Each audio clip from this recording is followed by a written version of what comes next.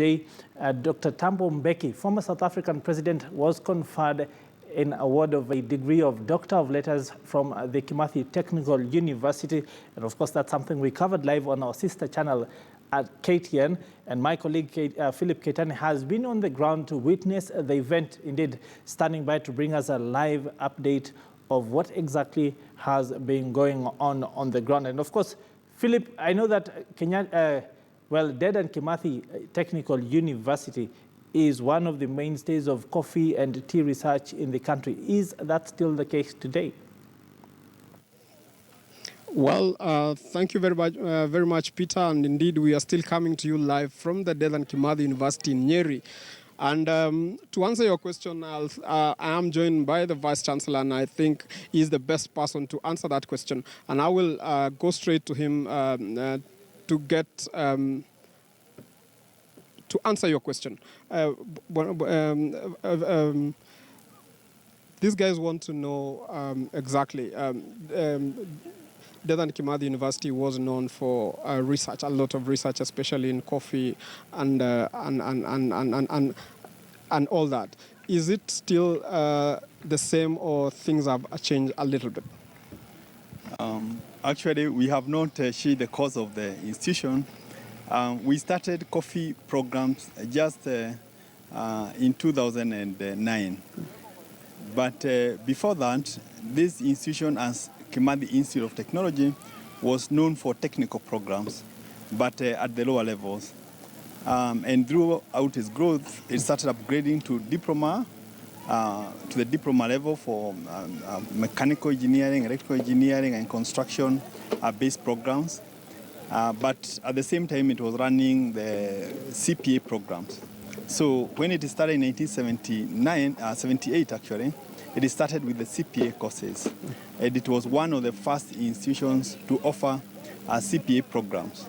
Later on, other institutions came up, but even then, the students in this who went to these institutions were very highly regarded by the industry. With regards to the coffee technology program, it is something we started after evaluating the needs of the region.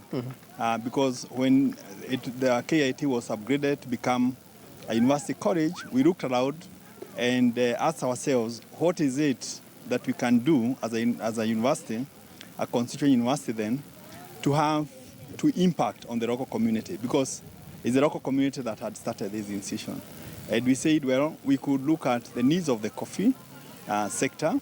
It is from that point that we developed diploma programs, certificate programs in coffee technology, and we've trained many people who have gone ahead to start transforming that sector. Okay. We've also now, with regard to coffee, gone a little further.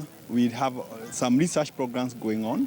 We have extension activities that are going on. We provide certified seed rings from CRF, but that is part of our extension work.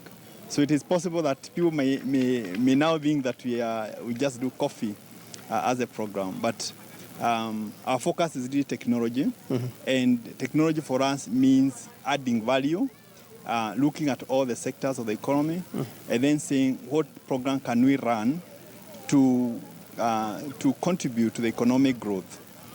In that regard, for example, we have the full range of engineering program. We have mechanical engineering, mechatronic engineering, electrical and electronic engineering, civil engineering, and recently we introduced chemical engineering. We also have the full range of courses in ICT. We have computer science, we have IT, we have a Bachelor of Business Information Technology, and again, all those are meant to support the economic growth of the country. Let me, if I may interject a bit and take you back to innovations. Maybe if you can pick one or two innovations that Kimathi University pride itself of, and maybe elaborate more on us why the university decided to pick on that particular innovation, and how is it performing at the moment? Yeah, our innovation story is quite extensive. One is right from the establishment of the institution, we decided that innovation was very important. So we promoted the development of an innovative culture amongst our students from first year going all the way to their final year of study, and also our master's program. We have a number of innovations that have come up from students. I could, for example, give an innovation which came up from a student in engineering who came up with some kind of machinery for supporting the tea sector. And we are now working with the tea sector to find out how that can be integrated in their factories. We also have a range of innovations coming up from the ICT stream. To support that, we started what we call the Dedan Kimathi Innovation Hub. And if you went there, we have about 36 students who have innovative ideas that are being supported and nurtured by the university. So what we do is we give them some space, and we have some mentors to guide them on how they can develop their ideas to a point where they can be commercialized. Okay. So there are quite a number of innovations that students have come up with, and we have nurtured them. They've gone to a point where they start making quite a bit of money from that. Okay. And that's the whole idea of innovations. Okay. As we all know, today was your 6th graduation ceremony, and it was unique in its own way, having that you are honoring one of Africa's statesmen, that is His Excellency Thabo Mbeki, with an honorary degree. How did the university arrive on him for this award? Yeah, indeed, I agree with you. This was a very significant graduation for us. We have the former president of the Republic of South Africa, His Excellency Thabo Mbeki. We honored him, or we gave him a doctorate degree in humane letters. And the reason for that is basically because of the work which he has done in South Africa, for outside South Africa, for Africa, and also what the kind of role model he starts to give to our young population. This university has a very rich history. It's named after a world-renowned freedom fighter, Dedan Kimathi. He's very well known in South Africa. The struggle of Kenyans in the 1950s inspired the people of South Africa, and we heard that from President Thabo Mbeki. And it's from those considerations, the history of the institution, what he stands for, the value he brings to our youth here at the university, and also across the country, about being inclusive, accommodating other people regardless of race, gender, or ethnicity. These are the things that we are struggling with in this country. And we thought that by celebrating that kind of achievement, we are also giving a very good example, a powerful example of how people can embrace others, how we can promote national cohesion. And we think we probably achieved that from his presentation and the way he received the honorary degree. Okay, maybe if I keep you on that for a little bit more, I'm still wondering, was he the only one that you guys looked at, or you had a list and then you narrowed it down to His Excellency Thabo Mbeki? Well, there is a procedure that is laid out in our statutes on how to arrive at a candidate for honoris causa. But there were many proposals, but his name came right at the top. Okay. Is this the first one the university? This is our third honoris causa graduate. Our first was His Excellency former President of the Republic of Kenya, Honorable Mwai Kibaki. The second one was given to Dr. Duncan Degwa, who was the first head of public service in this country, for certain work that he did. Okay. Maybe if I take you now we go back to academics.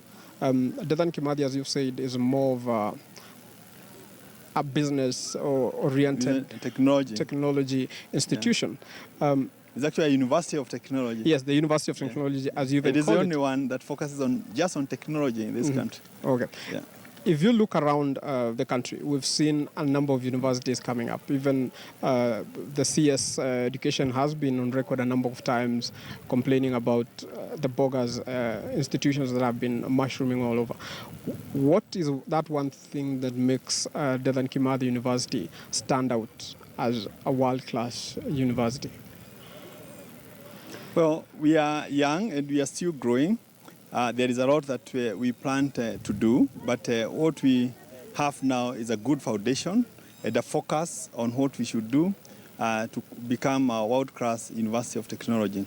And the key thing is basically the focus, to put all our resources and thoughts to selected areas, and to have a certain approach that also appreciates that it takes time to achieve quality and to achieve good results. Okay. So if whenever you see some positive outcomes from this university, is a result of many years of investment, of very committed staff, students who are very cooperative and work with us, and also support that we get from the stakeholders and from the ministry. Okay. Without doubt. Okay. That has been critical. Okay, thank you. Maybe as we wind up, maybe you can tell us how many students were graduating today. And I also realized there was only one doctorate graduate today. Why was that? And is it only today that you had one, or this was the first one? Oh, yeah, we actually have had 1,846 students graduating.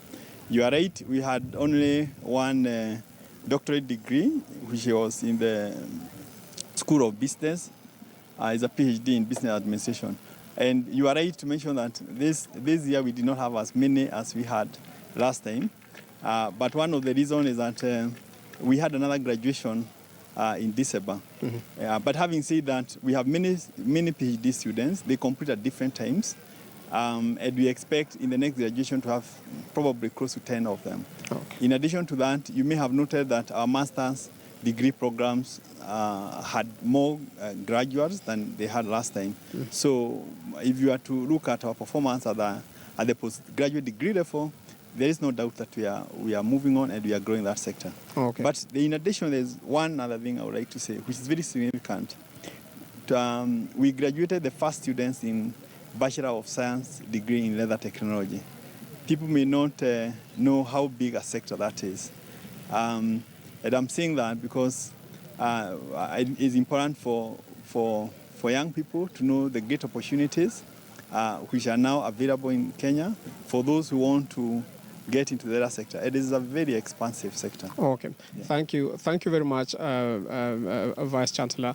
And indeed, Peter, as you've heard from the Vice Chancellor from Dedan Kimathi University, this is not just this is a technology university, an institution that prides itself of embracing technology and trying to pass it to their students. And that will be all from us here from the Dedan Kimathi University of Technology, and I will take you back to studio. Peter.